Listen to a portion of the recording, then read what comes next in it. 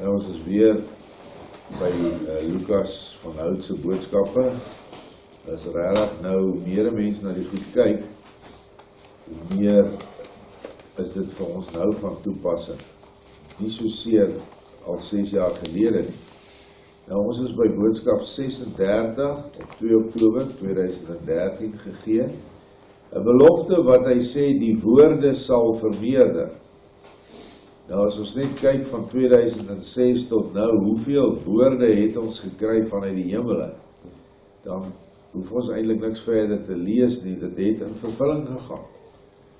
Soveel mense is opgewek met woorde, boodskappers, skryfknegte, profete, net soos wat Vader hier voorspel. Maar hy het ook hier 'n boodskap vir hulle wat dit verwerk. Skryf Lukaas, skryf, ek is, ja ek is wat ek is, sal vandag 'n raaisel aan julle toon. 'n geheim wat diegene met wysheid sal verstaan. Ek is wat ek is, het julle gesê dat ek my woorde sal vermeerder deur hierdie dienaar Lukaas, en vermeerder sal ek, maar nie op wyse waarop julle dink nie. Dikwels het ek met julle gespreek deur hierdie woorde wat ek deur hierdie dienaar gegee het om te skryf. En dikwels het julle dit gelees. Ander het dit gelees en deur die woorde in die wysheid ingesien wat ek is weggesteek het binne hierdie woorde. En slegs deur 'n oop hart vir my Heilige Gees sal julle ooit in staat wees om hierdie wysheid in te sien. Lewer my geskrewe woord aan hulle, Lukaas, Spreuke 1, vers 22 tot 33. Dis die woord wat hy nou vir ons gee, vir hierdie tyd waarin ons nou nog steeds is. Hulle Salomo wat nou skryf, hoe lang sal julle eenvoudiges die eenvoudigheid lief hê, en die spotters lus hê om te spot, en die dwaase kennis haat. Wend julle tot my teregwysing, dan laat ek my gees vir julle uitstroom. Wil ek my woorde aan julle bekend maak. Omdat ek geroep en julle geweier het, ek my hand uitgestrek en niemand geluister het nie. En julle al my raad nie opgevolg en van my teregwysing nie wou weet nie. Daarom sal ek ook lag by julle ondergang. Ek sal spot as julle verskrikking kom. As julle verskrikking kom soos 'n onweer, en julle ondergang soos 'n stormwind aankom, as benoudheid en angs julle oorval, dan sal hulle na my roep, maar ek sal nie antwoord nie. Hulle sal my soek, maar my nie vind nie. Hoekom nie? Omdat hulle die kennis gehad en die vrees van Jahwe nie verkies het nie. En van my raad nie wou weet nie, my teregwysing verag het. Daarom sal hulle eet van die vrug van hulle wandel en versadig word van hulle planne. Want hulle eie afkeerigheid maak die eenvoudiges dood, en hulle eie sorgeloosheid rig die dwaase ten gronde. Maar die wat na my luister, sal veilig woon en gerus wees teen die vrese van besoedeling. Nou ja, dit is 'n baie harde woord wat Vader vir Salomo gegee het om vir hardnekkige volk te gee, wat nou weer vir ons van toepassing is. As 'n volk hoef ons nie eers oor dit te praat nie, ons weet wat alles verkeerd gegaan het. Ons weet dat die volk het Vader se kennis verwerp en het nou die kennis van die Satan self in hulle kerke gekry. En die kennis wat vanuit die wysheid kom, wat weer eens vanuit die liefde kom, is nie ons volk se deel nie. In die nag het ek bietjie op internet gegaan en dit is net skrikwekkend hoeveel mense bang is. Hulle is bevange, bevrees vir al die vrouens. Wat gaan ons doen? Hoe gaan ons? Hulle kyk na hierdie video's oor hierdie wille sprinkane wat al stroop en vernietig. Maar hoekom vrees hulle? want hulle het nie die sterk man in hulle innerlike nie, Yeshua. Hulle het sy leringe verwerp, die kennis wat hy vir ons gebring het deur die nuwe Jerusalem, want dit is waarheen hierdie profesie wys, het hulle verwerp. En ek het daar 'n paar keer stukkies geskryf, hoe sê ek, hoekom is dit so dat ons wat hier buite bly beplaas, geen diewering, tydjie nie eens deure toe nie, geen beskerming buiteom van elektriese drade en al daai goed nie, ons maar 'n paar wagte waarvan die meeste van die tyd slaap, so ongelukkig so, en daar kom net die swartes op ons grond nie, al vir jare, definitief vir die 2 jaar van Gilgal. En die mens moet nou gelei word na hierdie dinge toe. En dan sê ek, maar die laar is reeds opgerig deur Vader. Dis die laar van sy gees, waar hy van jou vereis om die 4 hoeke van jou hart te salf, en die 4 lewende wesens van Openbaring 4 op jou hoeke te kry, in die gees natuurlik, en dan jou plaas fisies te salf, en in die gees te salf. En dan kom niks daarin nie, dan moet jy net die salwing en die beskerming in stand hou. Tuurlik moet jy dit doen. Jy kan mos nou nie net weer aangaan met jou ou bose lewe en dink dit gaan werk nie. En wie wat? Niemand antwoord jou nie. Niemand antwoord jou nie. Niemand sê, wys my, waar kan ek dit kry? Hoe moet ek dit doen? Dat ek dit dadelik gaan doen nie. Want daar's net nie geloof nie. Hierdie woord vrees van Jahwe is sekerlik nie heeltemal reg in die Afrikaans nie. Ek dink dit is 'n swak vertaling van die Hebreëse woord. Dit moet sekerlik wees ontzag hê. Want as ek bang is vir iemand, hoe kan ek hom lief hê? Jy kan nie iemand wat jy voor bang is, letterlik vrees lief hê nie, want jou liefde word deur die vrees regtig toegemaak. Maar as jy ontzag vir iemand het, soos vir jou pa, of soos vir iemand wat jou geleer het in die lewe, jy was dalk 'n ambagsman onder 'n man, jy het ontzag vir hom, want jy weet, jy vat nie nonsens met daai ou nie. Hy gaan vir jou vasvat as jy nie jou werk reg doen nie. Hoeveel onderwysers, die beste onderwysers was die wat jy die meeste ontzag voor gehad het, wat op die hardste geslaan het in my tyd. Maar hulle was die goeie onderwysers. So jy het hom nie gevrees nie, maar jy het hom op nonsens gesoek.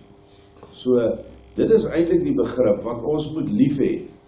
En jy kan daai onderwyser lief hê, jy kan jou pa lief hê, en dit is tog mooi, hoeveel ontzag Christine en haar boodskappe het vir Yeshua, maar ook hoeveel liefde. Maar daar is geen sprake van vrees nie. So ek dink daai woord, as 'n mens weer deur die boek gaan, moet ons hom dalk regstel. Verder praat Vader en hy bespreek hierdie stuk aan Salomo, soos wat julle al deur hierdie dienaar en vele ander gewaarsku is, tensy julle berou het en my waarheid soek, watter manier ek ook al kies om dit aan julle te stuur, dan sal hierdie woorde van my geskrewe woord in vervulling gaan. So daar moet berou wees, maar om berou te toon moet jy erken jy was verkeerd.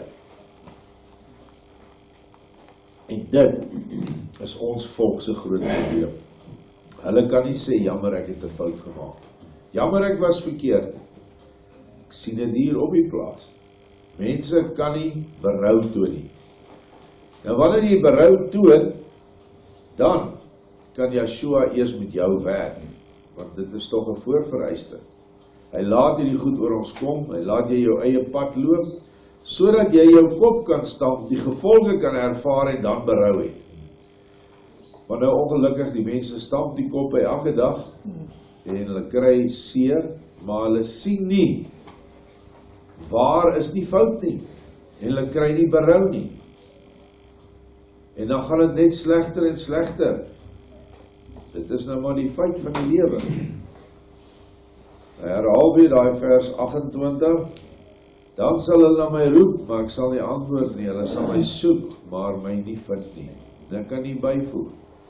Hulle sal vir my bid, en ek sal nie hoor nie. Hulle sal vra vir genesing, en ek sal dit nie vir hulle gee nie. En dit is baie, baie erg. wanneer daai toestand in jou lewe plaasgevind het. En hoekom? Heel voor sê hy, omdat julle die kennis verwerp het. En dis nie die kennis van wetenskap nie, dis die kennis van Yeshua. Wat sê Yeshua moet ons doen? Want dit maak dat Yeshua na jou toe kom.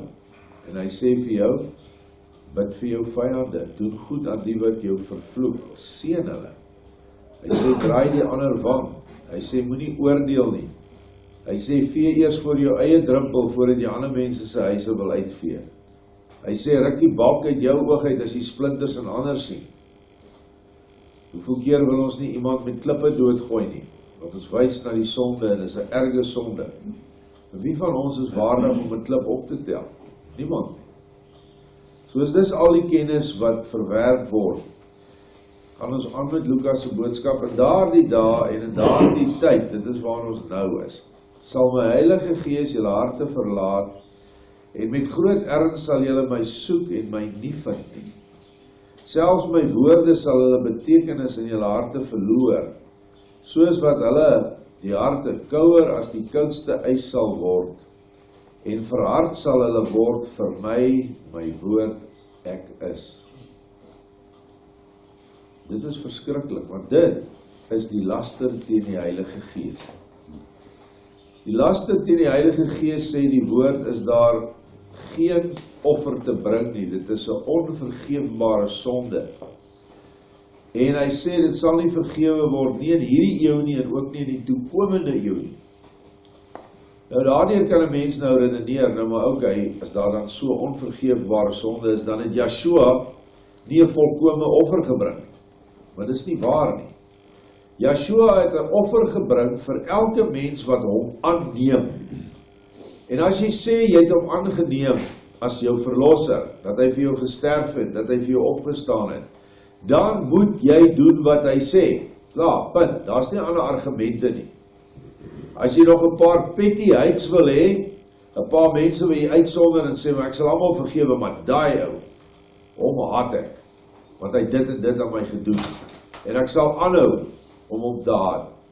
Dit is die laster nie teen die ou nie, of teen wat ek wil nie, dit is die laster teen die Gees. En wanneer jy die enigste krag wat jou in stand hou, wat jou laat asemhaal, laat lewe, laat genees, daardie Gees, as jy teen daardie Gees draai, want dit is Yeshua se troostergees wat ons hierdie goed leer, nou draai jy teen daai troostergees. Wat is die noodwendige gevolg? Eerstens verloor jy waarhede wat jy gehad het. Jy het dit nou die dag genoem, die wat het sal gegee word, en die wat nie het nie sal nog weggeneem word, dit wat hulle gehad het.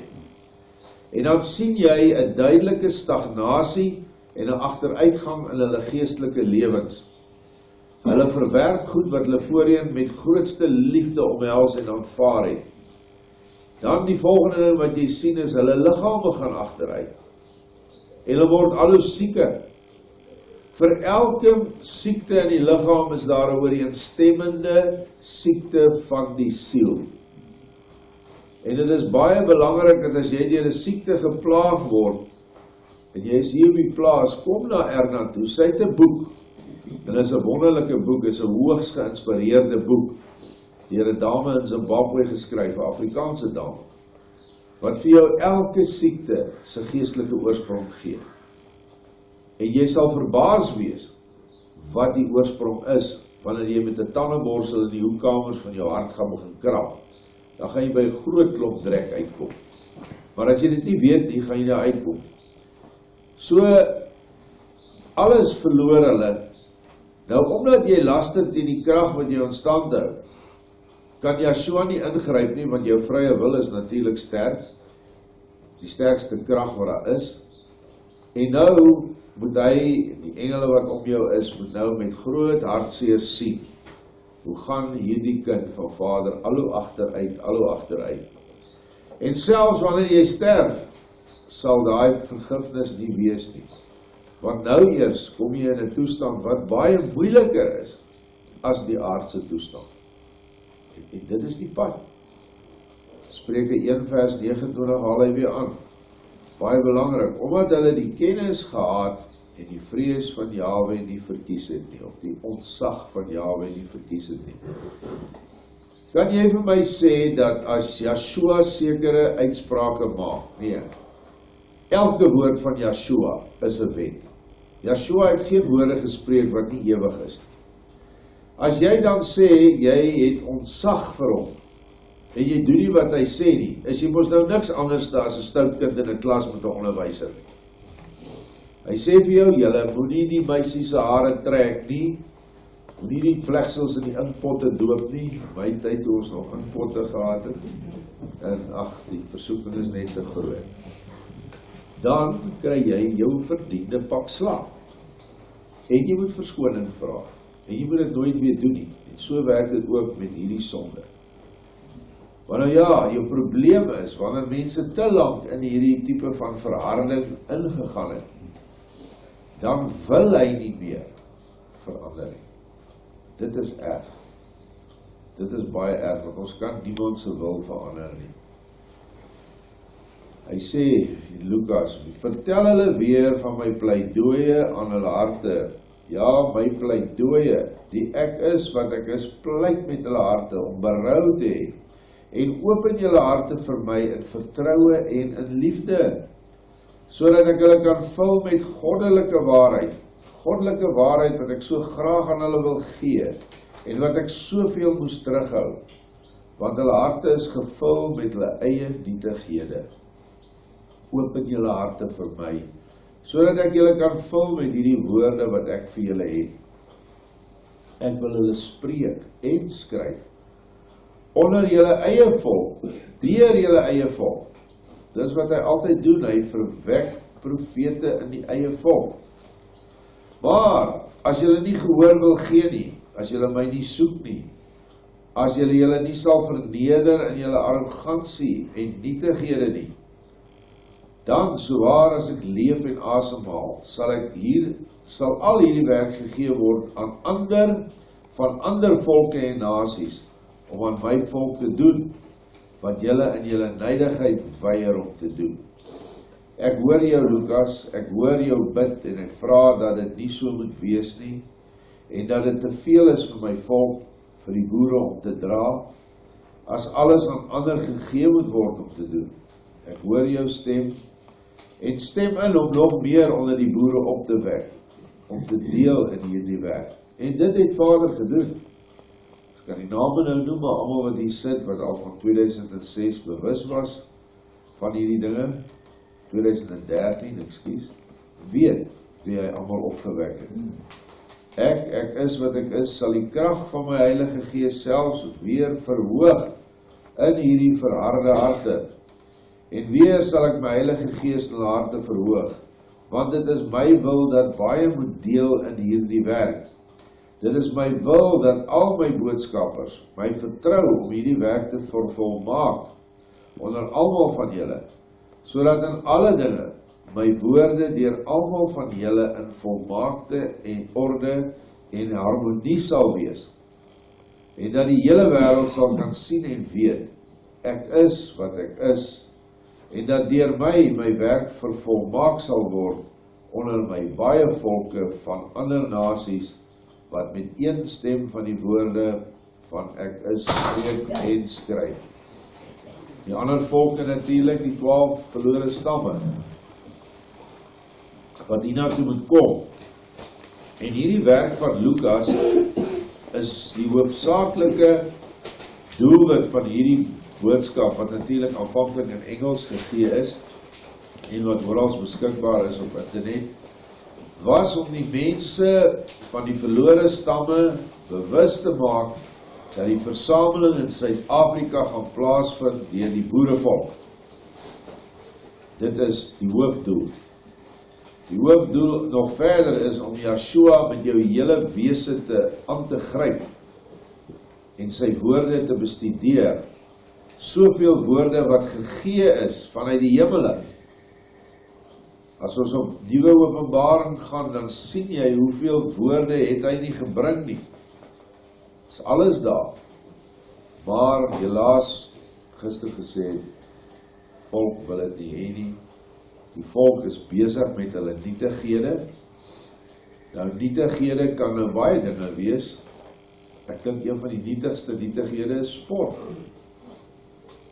Ek kan nie dink dat 'n mens so jouself kan vergelaag, dat jy 'n gesprek van 'n uur of meer, al is dit nou om 'n braaivleisvuur, oor ouens se eienskappe, hoe hou hy die bal vas en hoe skop hy dit en hoe hy nou dit gedoen het, en dan kom hulle by hulle private lewe en sê, weet jy, dat hy daai ou dit gedoen het, in daai klub en in daai bordeel, en so gesels hulle, en net so die vrouens uit hulle duiwelsgenooitjies, huisgenoot, praat, het julle nou weer gesien wat hierdie aktrise gedoen het, so klets hulle vir ure aan een oor hierdie gemors. Hoeveel ure daarin teen spandeer ons aan Yeshua? Hoeveel keer tyd van die dag lees ons sy woorde, of gaan sonder ons af en mediteer oor hom? Of as ander maniere, hou jou besig met naaste liefde diens, gee kos, raak betrokke, gee onderskraging, bid vir mense ensovoorts. Dis die nietighede waarmee ons besig hou. En daardie nietighede is vernietigend. Dan wil ons nie eens van die nietighede praat wat die kerke nou vir jou sê wat jy moet doen om in die hemel te kom nie. Dit is net so hartverskeurend om mense wat deel is van die boerevolk, of kom ons maak maar Afrikaner volk ook vir die wat dit nie weet nog nie, om hulle te kry in die lokasies, om hulle te kry in die straathoeke, om dieselfde barbaar wat vandag hier waar ons nou sit, brand hy iewers 'n plek af.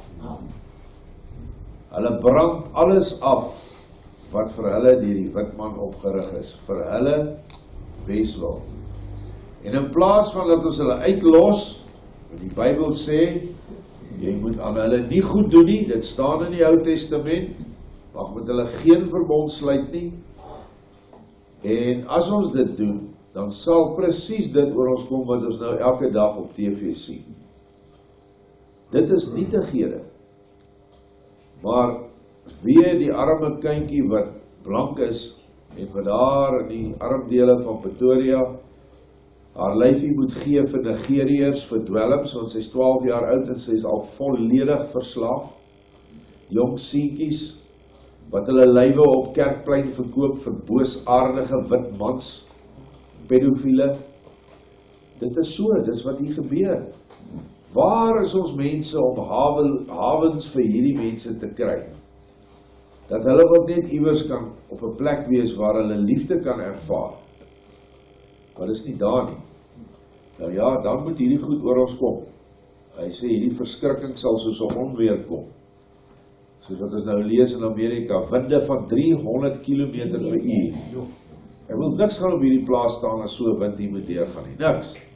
Hy waai alles om, selfs bloekombome, al die goed ontwortel hy.